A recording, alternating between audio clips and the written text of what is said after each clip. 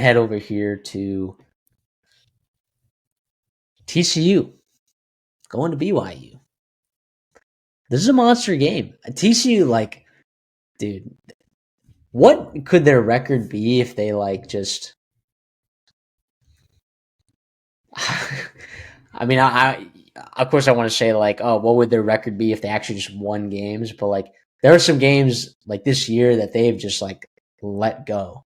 Josh Hoover's been playing well, as he does. Andy Avalos, I think that experiment is going okay. I think in some games you wish for a little bit more.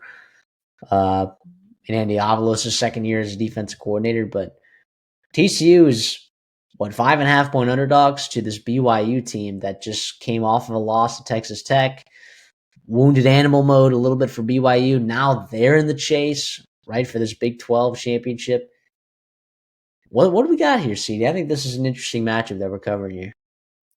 Without a doubt. I mean, BYU, obviously, of course, coming off the loss of College Game Day at Texas Tech in Lubbock against a damn good football team. It does not get easier down the stretch here. TCU, do not let them fool you. They are a dangerous football team. You talked about them just losing games, right? Just finding ways to lose games.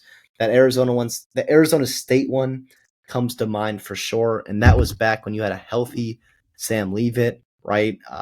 Just brutal there, and you ran into a buzzsaw and a team that started to play really good football in Kansas State on the road in Manhattan. Yeah, and you got there too. Josh Hoover threw a couple interceptions. He has to take care of the football.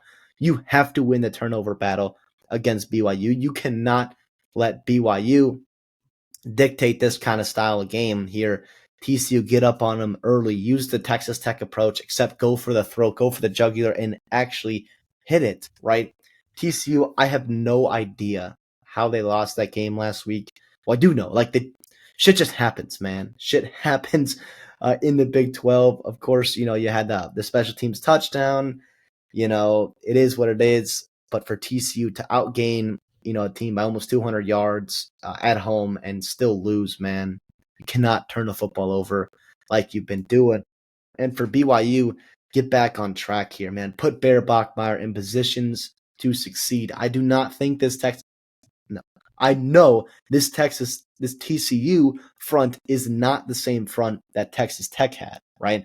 You're also back at home in Provo, and you get a spot to let LJ Martin and Bear Bachmeier and that offensive line start to move things, and then you can take a step back, open things up for Roberts, and Kingston to kind of get you moving down the field and kind of create more of a balanced attack.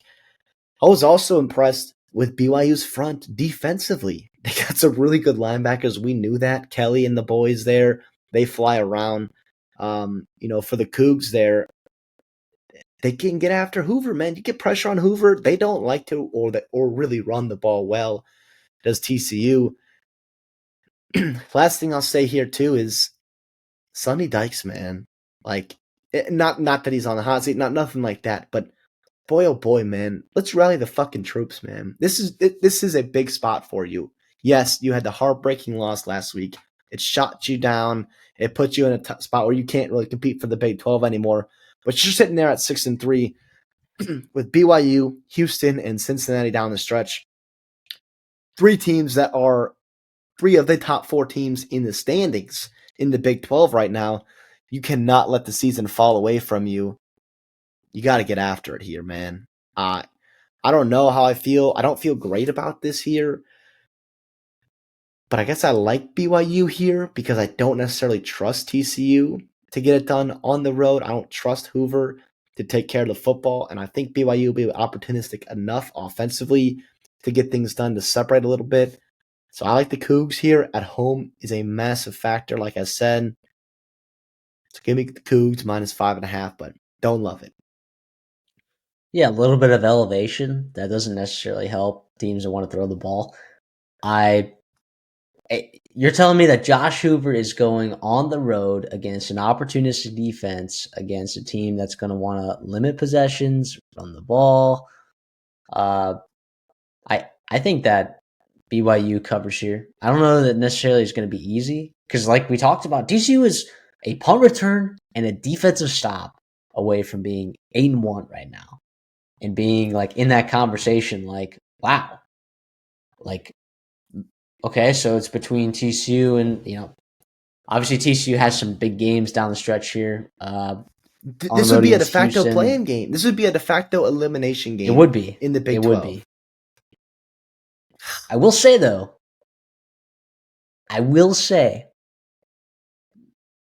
they haven't necessarily been eliminated, I don't think.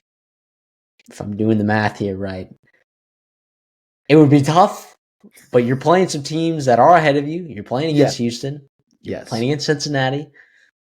And you're playing against BYU. Those are three teams that are ahead of you that you would be adding a loss to their column and then also having the tiebreaker over them. So it gets really interesting. It is that Arizona State one ends up being the one that kind of bites you in the butt there because you would have added their third loss in conference and you'd only be sitting here. You'd be sitting here at 4-2 in conference with a real opportunity here. But I think that Josh Hoover goes in here and look, he could light up the scorecard, maybe. Like you said, though, like if they do not win the turnover battle and they can't stop the run against BYU, which quite candidly, I think that they've done a pretty decent job of this year. I will say, I'd say last year and even the year before that, the Big 12 was kind of the conference of running backs. This year, not so much. You have some really good running backs in this conference. Don't get me wrong, right? But this is more the conference quarterbacks this year. So I'm not trying to take away from TCU's schedule because they've had some really good wins. They've done a real nice job stopping the run against some teams that try to run the football on them. If they're able to do that and stop the run and take care of the football, and look, you got a plethora of wide receivers. Now, BYU secondary has done a real nice job this year. I think Jay Hill's a phenomenal defensive coordinator. I mean, just what an absolute home run hire that Kalani Sitake was so excited about.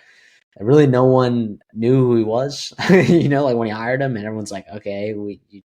He's like, "No, I got the guy, guys. I got him. This is our guy." So, if they're somehow able to kind of exploit this defense, which they can't, and they have the talent receiver, they really do. And when Josh Hoover is dialed, like he's so dialed and so hard to stop because he does have pretty solid ball placement. But I like BYU here, man. I'm sorry. I don't know that Andy Avalos is going to be able to get pressure on Bear Bachmeier the way that he maybe wants to because that offensive line's done a real nice job. And Bear Bachmeier has navigated pressure extremely well for a true freshman quarterback. Extremely well. I think BYU gets it done here. I don't feel good about it, though. Would love to see more chaos here in the Big 12. A TCU win is probably what I'm going to be rooting for in this game just because nothing against BYU. I love BYU. Love Kalani Sitake. Just I like seeing good games, and I like seeing stuff get crazy down the stretch. Kind of like last year. I mean, like last year's Big 12 was nuts at this point in the year. Nuts. And Arizona State was like, oh, they were like 7-point underdogs in back-to-back weeks and ended up winning those games against teams that were ahead of them and then catapulted themselves into the Big 12 championship game and then, had a chance to win a college football playoff game.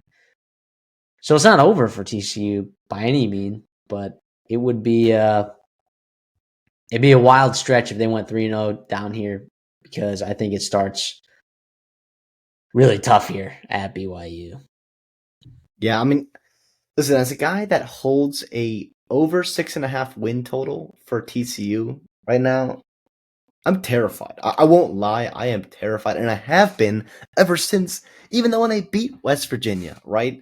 Ever since they played that fourth quarter against Baylor, and Baylor came back, I've been just like, oh my goodness, man, it's gonna be a sweat, and it shouldn't have been, but it's gonna be. This TCU team, man, it's been really hard to read all year because of the inconsistencies that have played out throughout the season, and that happens when you don't run the ball extremely well, when you don't have a defense that you necessarily trust. Here I was thinking this season, I'm like, give me Josh Hoover and give me Andy Avalos in year 2 with the system, and those two mainstays. It's been fine with Hoover, and I'm not saying, like, I think he's a pretty darn good quarterback. It's not what I'm saying at all.